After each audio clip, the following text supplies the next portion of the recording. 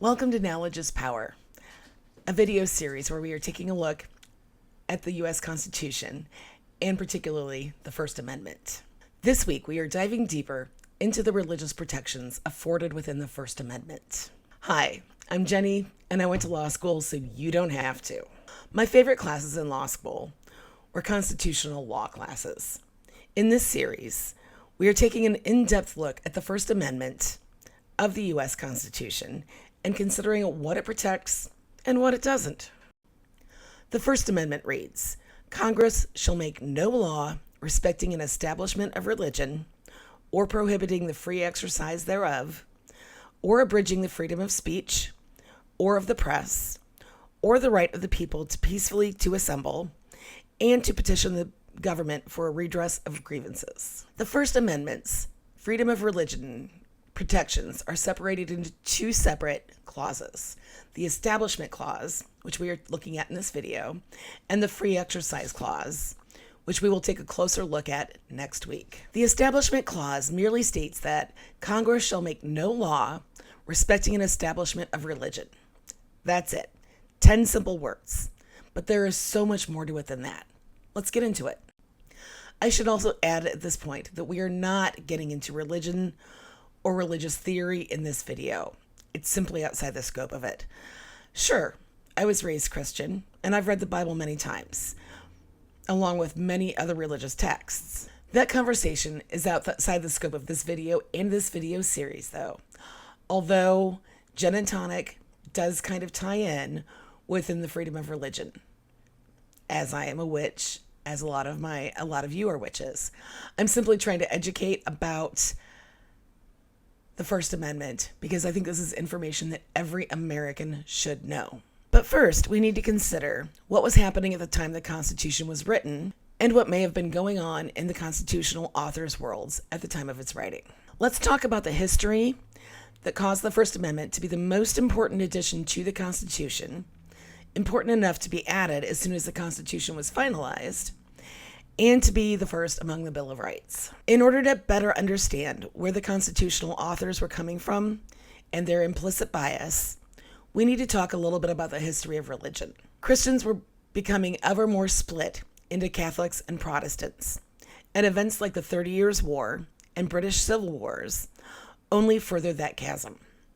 Literal empires were built on the backs of religion and for religious reasons.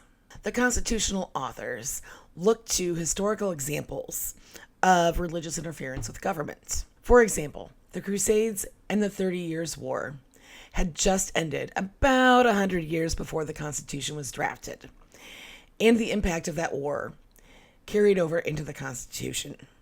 To put that time frame in perspective, the constitutional authors were closer to the end of the 30 Years' War than we are currently to slavery. The 30 Years' War lasted from 1618 to 1648 and pitted Protestant countries against the Catholic Roman Empire. In the end, cities were wiped out, hunger, epidemics, and disease grew to be the norm. That sounds a little familiar. A quarter of the population was lost, and Catholics and Protestants would forever be split, even though both factions are still within Christianity.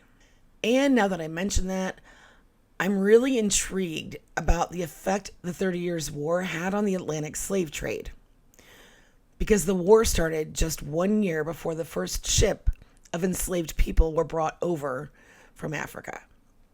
Those two things happened almost simultaneously. That's interesting, I think. If you have any further input or insight into that, let me know in the comments. So, when constitutional authors like James Madison set out to write the Constitution, they were looking at it from a Christian-centered, Christian-focused place.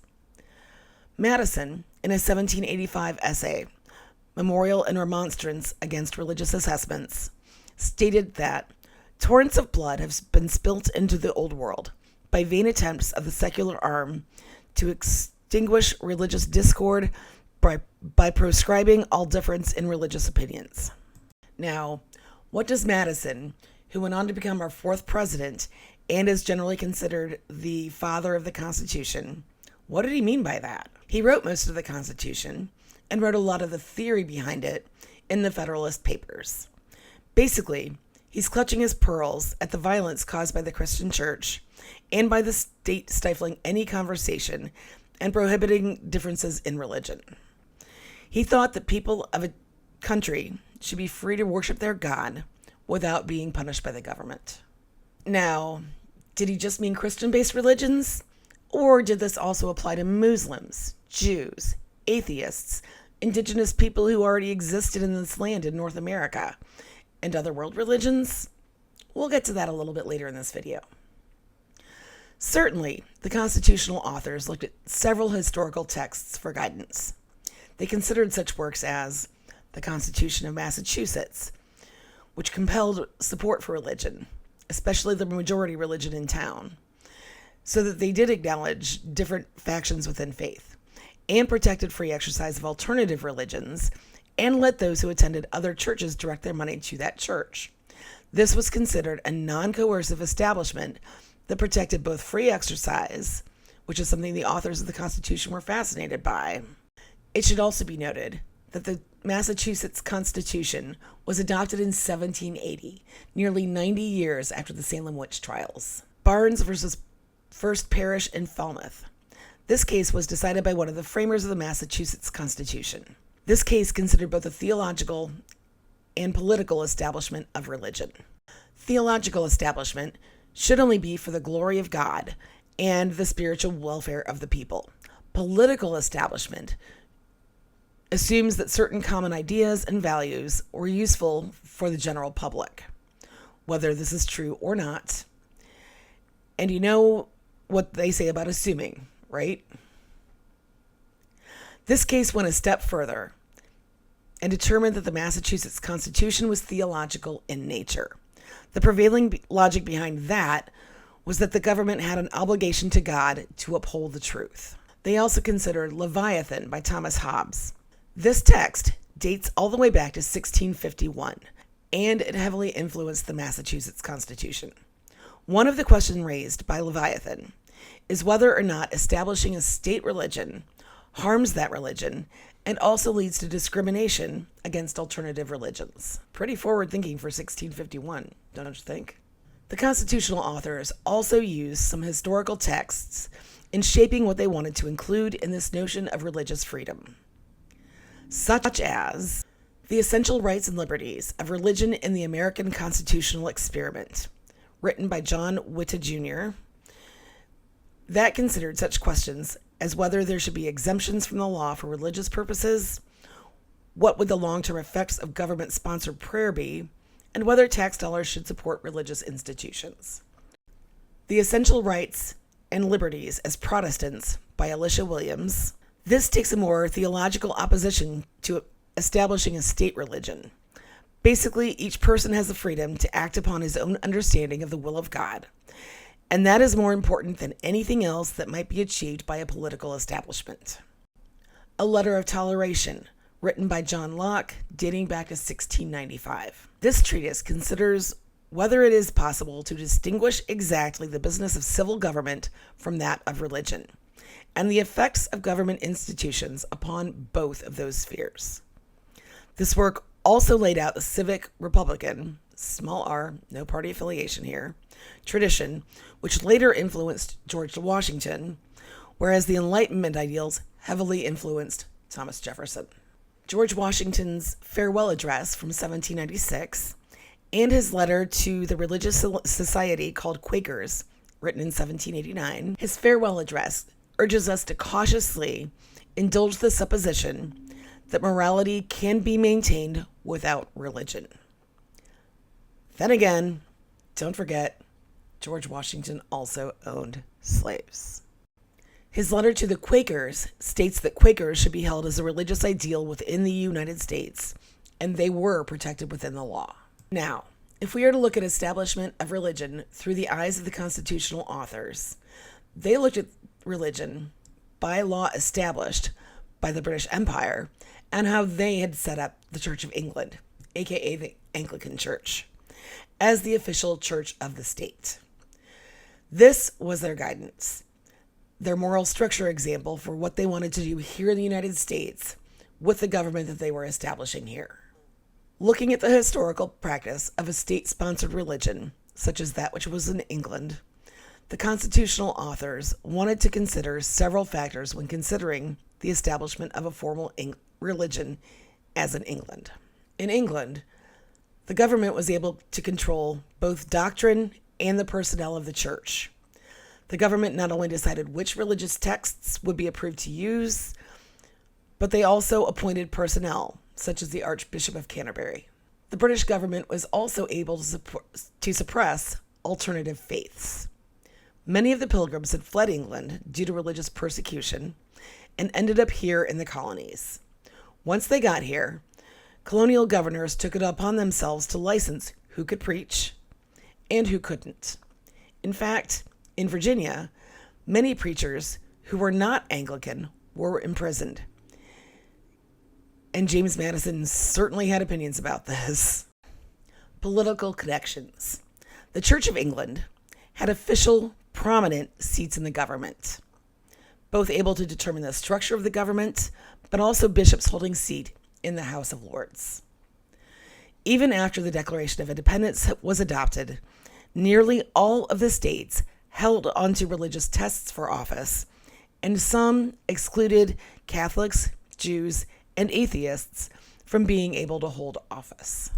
Compelled attendance and support. Back under Queen Elizabeth I, people were required to attend church, and they were fined if they didn't attend. Most of the colonies taxed individuals to support the church. In practice, this meant that colonists in the Anglican colonies sent money to the Church of England, while in New England, the money they raised went to the town minister, who was nearly always a Puritan. So these are the things that they wanted to avoid when they were drafting the Constitution. These are pretty jarring to consider, especially if you live in 21st century America. But back then, these things were the norm because they were normalized within the British Empire. Remember, these were older white dudes who left England for various reasons, a lot of which were political and religious. Their worldview was shaped by religion's place within government more than it was by competing religions. They probably didn't consider the indigenous to be religious people and were woefully unaware of other world religions being worshipped around them. For example, Native Africans who brought the religious traditions with them, after they were enslaved, or the attunement with nature that is common with many of the indigenous cultures, and so on. So that's how we got to where we are today. Now, what has happened since the First Amendment and the protection of religious freedom within that amendment was written? Let's take a look. As we will see, the Establishment Clause has come mostly to apply to schools and public education. There are some other instances of the Establishment Clause being challenged, such as holiday displays on state government grounds, but schools are the most common ground under which the Establishment Clause is challenged. Historically, the Constitution has granted the power of the purse, looking at federal funding for churches. Now, this also bridges the gap between public education and private education, or parochial education. Was providing funds to private sectarian schools a subsidy or a suppression of religious freedom? Private school funding really wasn't considered between the time of the founding of the United States and 1947. It just wasn't. Whenever it was brought up, it was hotly contested in the court of public opinion, but the Supreme Court did not weigh in for that very long period of time. We see some differences between pre- and post-Civil War interpretations of the Establishment Clause. Before the Civil War, publicly funded schools really weren't a thing until 1830. Before that, some states would provide public funds to private schools, especially those oriented around certain faiths. But over the next 30 years, until Civil War happened, most of the states had established by that time public school systems often called common schools. After the Civil War, during Reconstruction, we see the rise of anti-Catholicism. We see the Blaine Amendment proposed and fail in 1876. That sought to limit public school tax funds from being sent to private schools. We also see public education now being required in every community.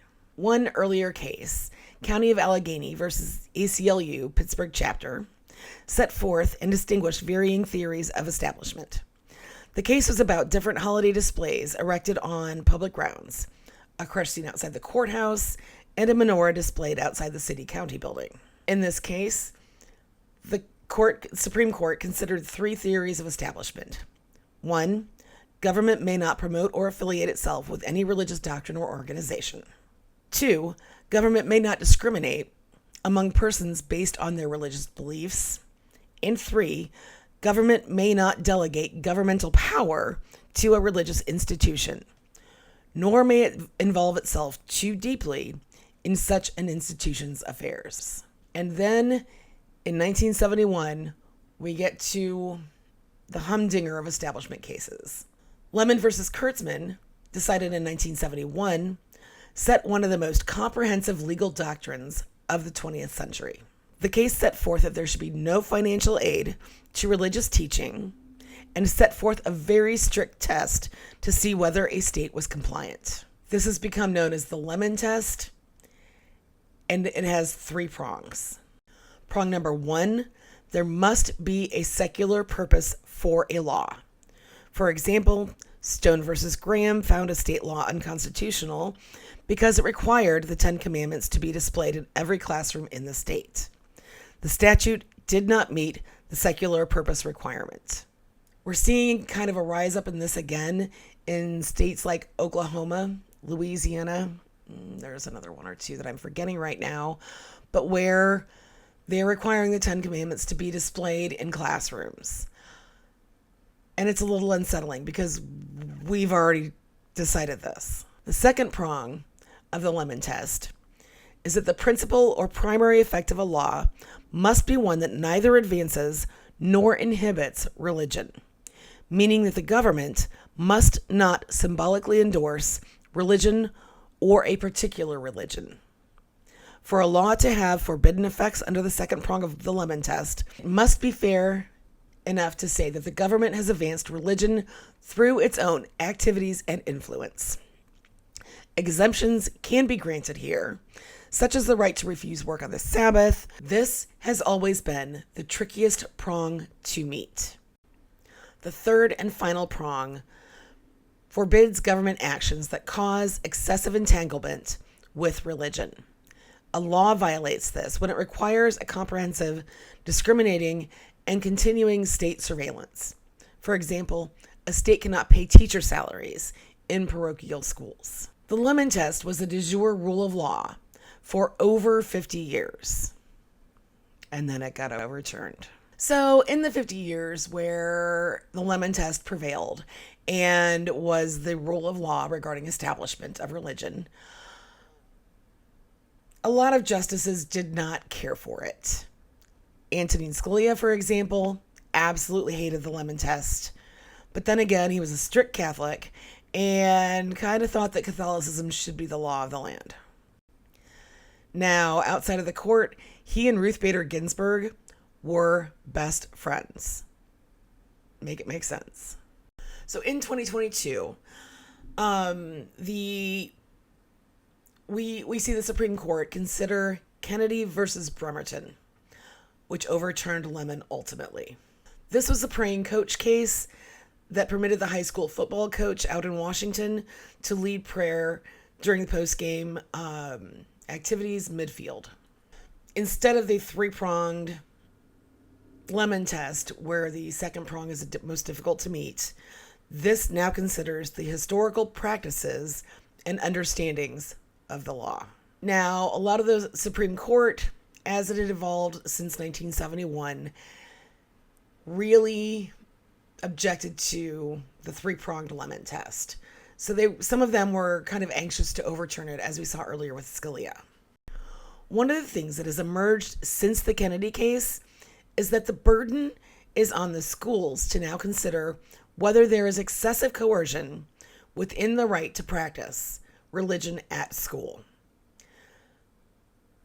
And we will, let me quote the source, the abrogation of the Lemon Test and Religion in Public Education by Dylan Roton. Sorry if I'm mispronouncing that. In the Harvard Undergraduate Law Review. Dismantling the Lemon Test also involves school boards and schools themselves into judicial roles, potentially excessively.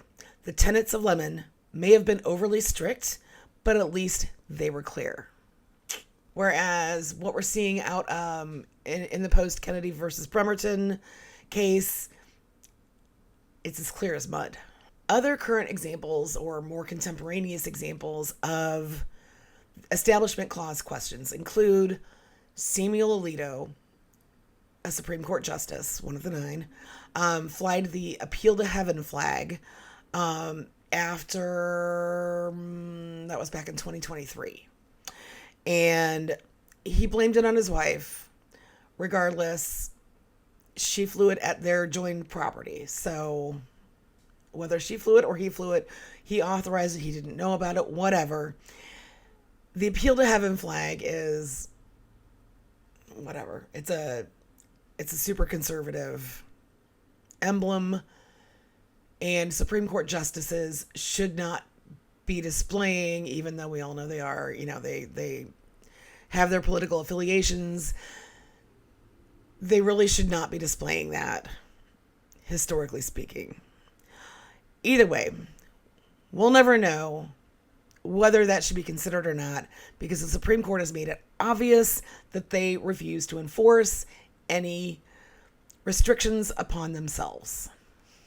In my area, I live in Central Ohio, we are currently seeing there's a kind of a big thing happening locally where one religious organization is demanding kind of that public school children be excused from school during school hours to be provided with religious teaching. There's a lot of controversy about that, understandably. And, this group is called LifeWise Academy.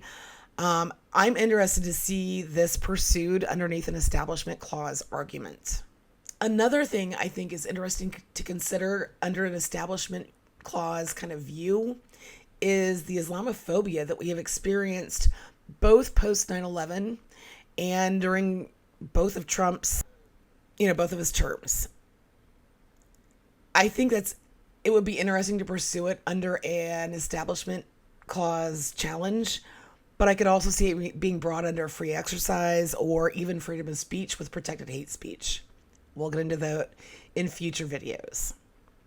We're doing free exercise next week, and freedom of speech, I believe, is the week after that. Ultimately, the Establishment Clause has been really interpreted to mean schools, since public schools became commonplace and an important purview of local government within the 20th century. So in 2025, the text of the Establishment Clause is still intact, although its interpretation has varied over the years, varied widely over the years. With the conservative supermajority that currently is on the Supreme Court, I think it will be interesting to watch and see how far they really go with interpreting what the constitutional authors intended. If you liked this video, please like and leave me a comment below, letting me know your thoughts on the Establishment Clause, or whether you have any questions, or whether you even stayed awake this long, because this is a long video, and I know it's a bit of a snooze fest. Next week, we'll be taking a look at the Free Exercise Clause, so be sure to subscribe to be notified when we post that video. And be sure to watch last week's video where we discussed a general overview of the First Amendment. In the meantime, be kind to yourself. Take care of yourself. Currently, Gin and Tonic is celebrating their 7th anniversary, and we are having a sale in our shop. Link in the description. Everything in the shop is on sale, so go buy yourself and save a little dough while you're doing so. Be sure to grab yourself a nice relaxing candle, or some shower steamers, or whatever strikes your fancy because, well, frankly, we're in unprecedented times, a constant constitutional crisis, and you, my friend, deserve the best. Until next week, I'm Jen. Thanks for joining me. Free Palestine. And remember, we still have not seen the full Epstein files yet.